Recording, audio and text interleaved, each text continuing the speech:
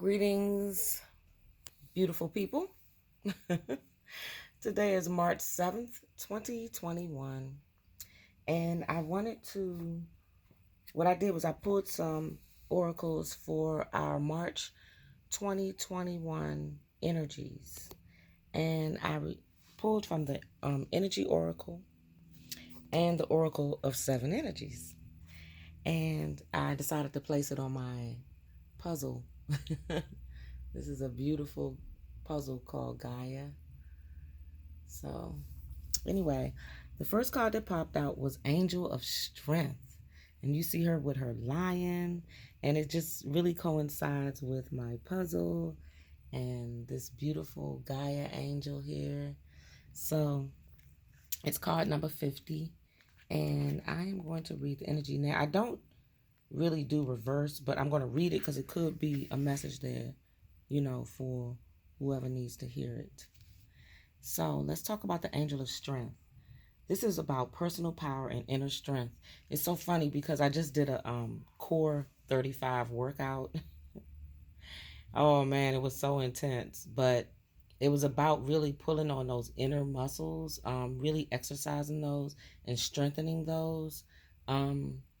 So this is once again synchronicity with my own personal life as well. But this reading is for the human collective, or the collective in general, the biological collective, for Mother Earth. So let's see what it has to say about Angel of Strength. Sorry if you hear any noise in the background. That is my neighbors. They are very loud people. Personal power and inner strength. This amazing angel brings the news that this is a time of increasing power for you. It's not the time to be passive or submissive, but to speak your truth and take action on your own behalf. You are capable of taking greater control and directing your own destiny, for the power that comes from within reaches out to the universe and beyond. Inner strength and unlimited resourcefulness flow through you at this time, helping you to create real results.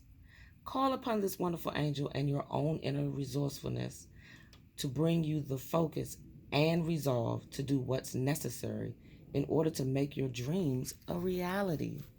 I love that. That's such a beautiful message. Also, it says this is for reversed. It might help you, so I'm going to read it. This card indicates that you are not perceiving the truth of your own power. Perhaps you're even seeing yourself as weak or ineffectual. The situation you find yourself in may seem overwhelming, but you absolutely do have the strength to see it through to a successful outcome. Don't fall into any old patterns of giving your power away.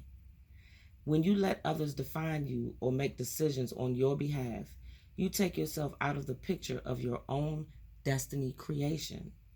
Meditate on the brilliant, vibrating light of this angel and recall the eternal power that surges through your life. It's time to take back control.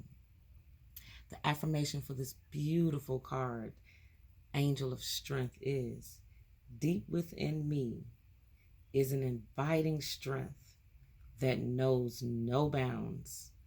I have all the power I need to achieve all that I want. That is so beautiful. And with these March winds, I think they used to say the March winds were like roaring lions. You know what I'm saying? So that's another synchronicity that we are seeing here. Buddha's like, the March winds bring April showers and May flowers, or something like that. So use the winds of change right now to become more powerful within. Seek that inner strength that you have. Everything seems so overwhelming right now and painful, and we might be hurting on the inside, or we just need to shed right now. It's time to shed and get ready to bloom. But before that, we have to go through some harsh winds. You know what I'm saying? So you have to be strong in that. so you can see the other side of whatever is going on in your life. So then I pulled from the Oracle of Seven Energies, card number 14, beautiful Uncaging. And this card, look at that. Look at the artwork. So beautiful. Oh my gosh. I just love these cards so much. So the beautiful Uncaging is like, when I think of it, I'm thinking of this lion, right? And how we're allowing it to be free, you know. It's not in a cage pacing around, but it's actually, it's time to uncage that lion and bring it some freedom, right? So let's read it. Let's see. Make sure you can see it. The key concepts of this beautiful uncaging is the prison of guilt, a need for self-inventory, rigorous honesty, accountability, and making amends. At this time, you're being called to assess where guilt is playing a part in your life. Recognize how it's affecting you and others, and address it so you can release yourself from its grip. Guilt is a powerful emotional state capable of transforming difficult situations. It keeps you accountable for your actions when you've done something that causes harm.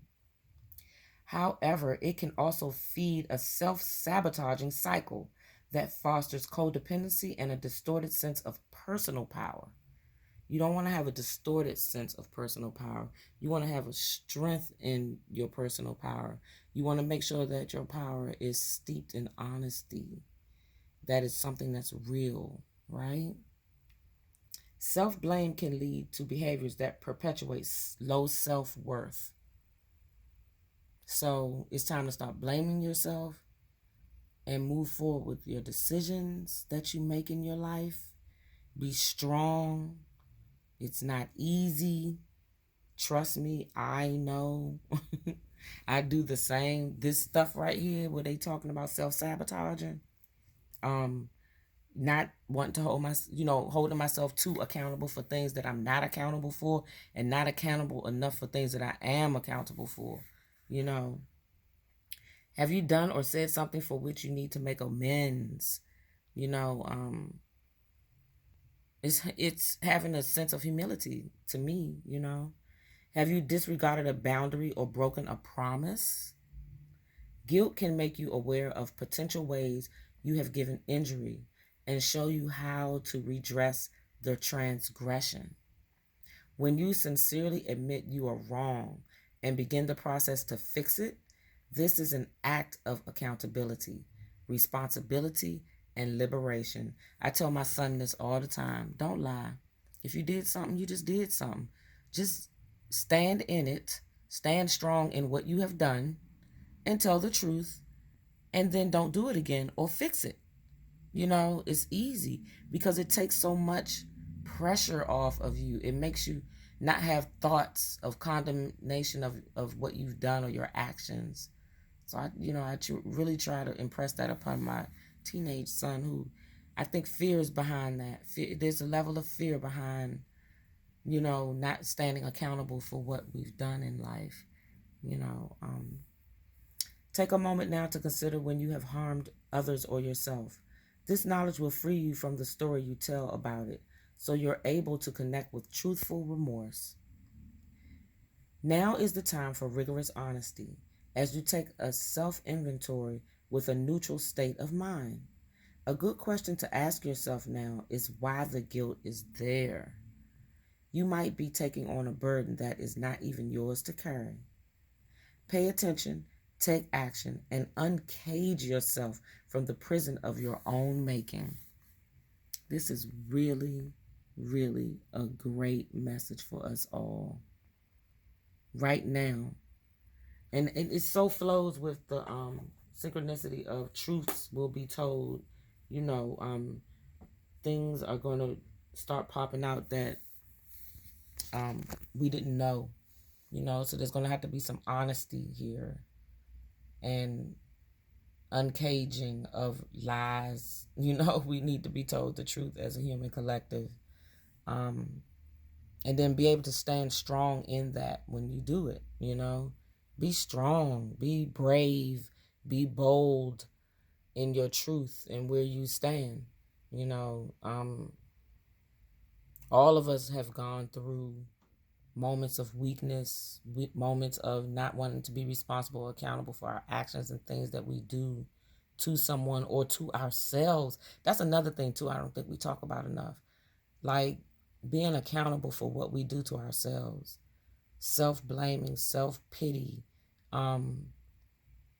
self-defacing. You know what I'm saying? Let's stand strong in what we do to our own selves. Admit it and fix it. Move on from it. And then we'll feel better. We'll feel lighter and we'll feel stronger.